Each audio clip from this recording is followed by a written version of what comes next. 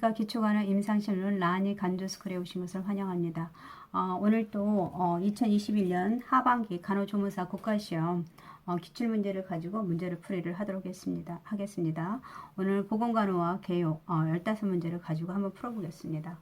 36번 보시면 유치원생에게 건강한 치아관리에 대한 보건교육을 할 때 옳은 것은 한 번에 여러 가지 질문을 한다.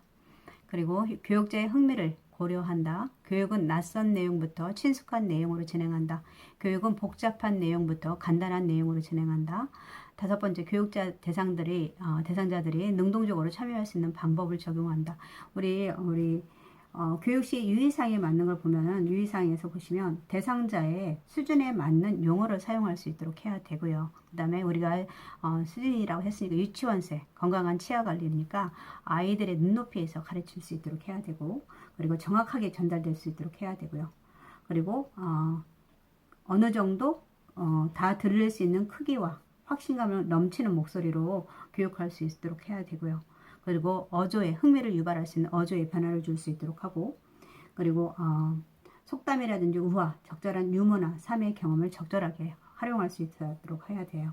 그리고 아까 여기서 낯선 내용이 아니라 친숙한 내용으로부터 낯선 내용으로 할 수 있도록 하고요.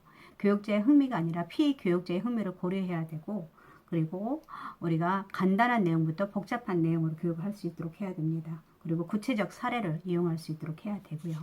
그리고 대상자들이 우리 유치원생들인데 스스로 능동적으로 참여할 수 있는 교육에 참여할 수 있도록 유도를 해야 합니다. 그래서 여기서는 5번이 답이 될 것 같고요. 그리고 대상자 아이들이 어느 정도의 흥미를 가지고 있는지 계속 관찰하면서 주의 집중할 수 있도록 하는 것이 좋습니다.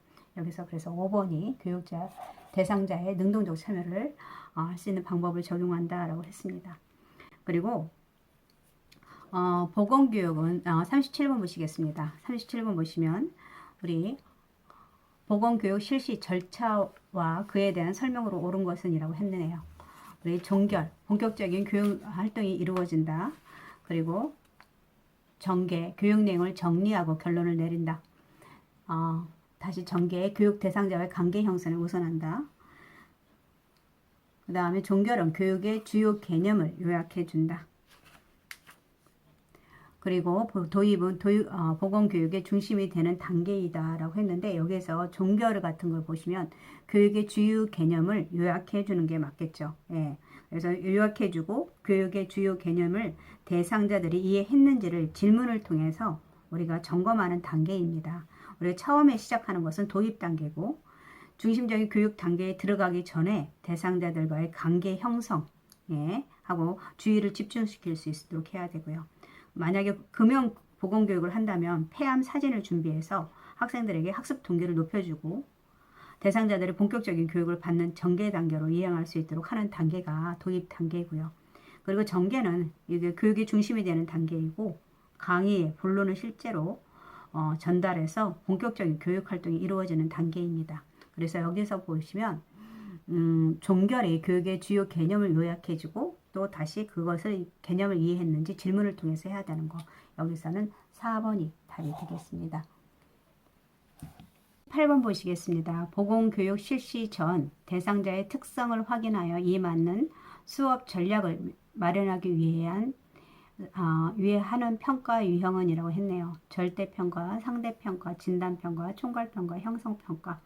우리 보건교육 실시 전이라고 했으니까 우리가 교육활동에 따른 평가 형태로서 진단평가가 있고 형성평가, 총괄평가가 있는데, 이 진단평가는 우리가 교육하게 활동 전에 대상자들이 학습의 결함이라든지 실패의 근본적 원인을 발견해서 그 대책을 마련하기 위해서 실시하는 것입니다. 그래서 만약에 학생을 대상으로 해서 학교 폭력이나 흡연 예방을 위한 보건교육 실시 전에 평가하는 것을 말하는 것입니다. 그래서 이것은 진단평가가 될 것 같고요. 형성평가라는 것은 보건교육할 때 학습자들에 의해서 이해 정도라든지 참여 정도를 파악하고 학습자들의 수업의 능력이라든지 태도, 학습 방법 등을 확인함으로써 학습 곤란을 교정하고요. 그리고 학습 행동을 강화하고 교육자의 학습 지도 방법이나 교육 과정을 개선을 위한 목적으로 하는 것입니다. 그래서 교육 과정 중에 중간 과정평가라고 다시 다른 말은 형성평가로 과정평가라고 말할 수 있는데 그게 형성평가고요. 그 다음 총괄평가는 학습 과제나 교육 내용이 다 끝난 다음에 실시하는 대상자 학업 상취 수준을 총합적으로 확인하는 것이 목적일 때 한 것이 있습니다. 그리고 우리가 또 평가를 기준으로 해서 평가 기준으로는 절대평가라고 있고 그 다음에 상대평가가 있는데 절대평가는 것은 미리 도달할 목표를 설정해 놓고 교육을 실시한 후에 목표가 도달했는지를 평가하는 방법입니다. 우리가 예를 들어서 국가고시 같은 거 그런 것들이 절대평가에 넘치는 것을 합격하고 하지 않는 것 그런 것을 말할 수 있고요. 그 다음에 상대평가라는 것은 학습자의 학습 결과를 미리 만들어 놓은 기준의 척도에 비추어서 그것이 기준보다 높다 낮다를 판정하는 평가 기준을 말합니다.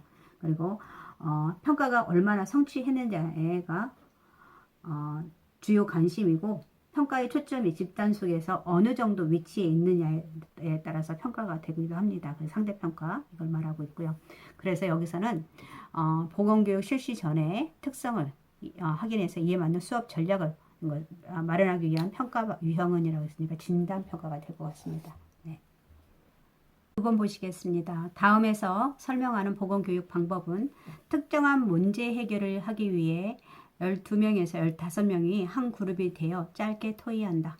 가능한 한 많은 아이디어를 종이에 목록화하고 그것 중 최상의 아이디어를 선택하는 방법이고 그 다음 번개처럼 떠오르는 기발한 생각을 잘 포착해내는 안다는 뜻을 내포하고 있다. 이것은 뭐냐면 사고의 흐름을 갖다가 자유롭게 할 수 있도록 창의성을 활용할 수 있고 제공된 아이디어의 질을 향상시킬 수 있다는 것이 장점입니다. 그래서 시간이 많이 소모될 수 있는 그런 단점이 있긴 하지만 그래도 기발한 아이디어를 할 수 있다는 거요. 이것은 뭐냐면 분단토의, 배신토의, 심포지엄, 시범교육, 브레인스토밍이죠. 네, 그래서 5번이 답이 될 것 같고 분단토의라는 것은 우리 학교 때 분단마다 참여자 수가 많을 경우에 전원 의견을 상호 교환하기 위해서 전체의 수기를 분단으로 나누어서 토의합니다. 그래서 거기서 나온 것을 전체 회의에서 종합하는 것을 말하고 배심토의라는 것은 우리 패널 토의라고 하는데 어떤 주제에 관해서 상반된 의견을 가진 사람들이 가진 전문가들이 4명에서 7명까지 사회자를 안내에 따라서 토의하는 진행 방법입니다.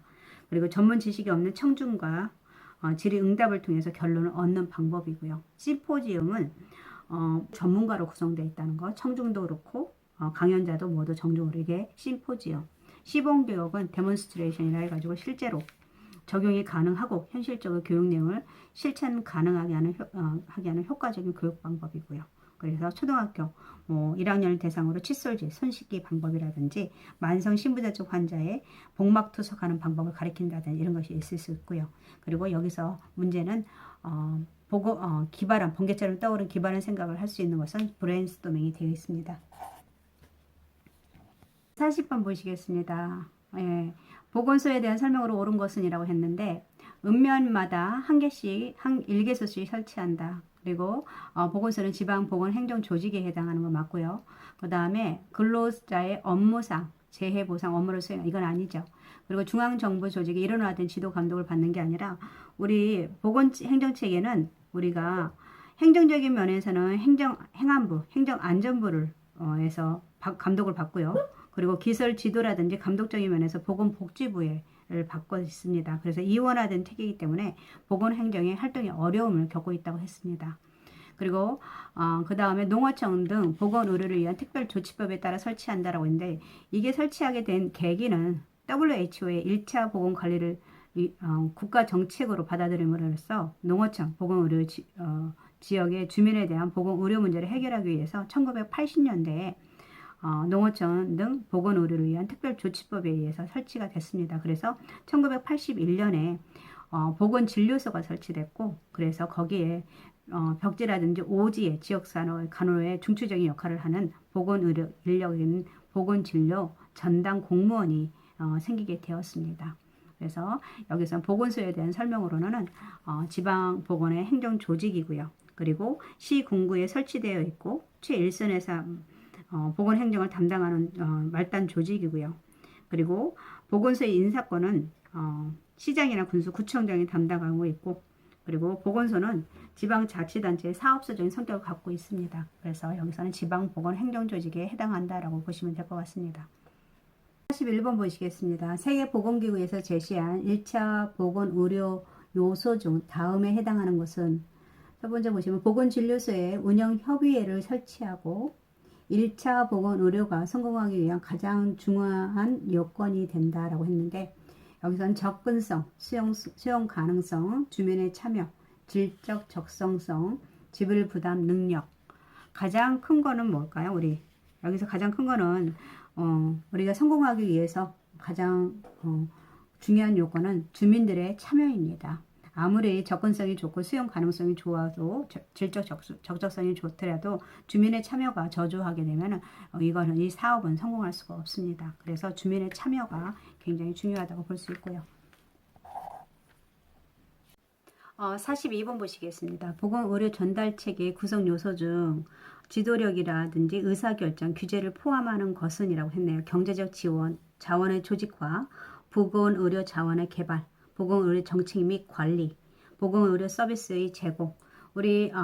보건의료 자원의 개발이라는 것은 우리가 사업을 보건의료 전달책을 할 때 필요한 것은 인력이라든지 시설, 장비, 지식이나 기술 같은 것을 개발을 해서 그런 자원을 조직화할 수 있도록 해야 되고요. 그리고 거기에 시설에 우리가 의료를 전달하는데 경제적 지원이 있어야 되고, 그 다음에 이 서비스를 제공하기 위해서는 이게 보건의료를 관리하는 정책하는 지도력이라든지 리더십이라든지 의사결정, 규제 같은 것은 보건의료 정책이라든지 관리하는 데에서 나타날 수가 있습니다. 그래서 여기에서는 답은 4번이 될 것 같습니다. 의료 자원 개발 같은 것은 인력이나 시설, 장비, 지식이나 기술 같은 것을 포함하고 있고, 이런 것들이 자원의 조직화, 이것들을 어떤 식으로 사용해야 되겠다는 조직화하는 것은 자원을 조직하고요. 경제적 지원, 이것에 필요한 것에 어떤 부분을 지원을 할 건지 경제적으로 필요한 거고, 이런 것들이 다 지도력이라든지 의사결정 이런 것들에 의해서 보건의료 서비스가 제공될 수 있도록 하는 것입니다. 그래서 보건의료 정책 및 관리는 지도력과 의사결정, 규제를 포함하고 있다라고 보시면 될 것 같습니다.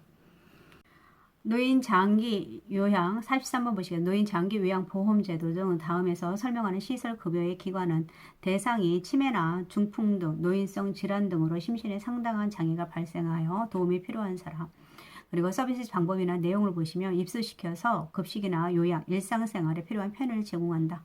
요양은 입소 정원이 10명 이상이고요.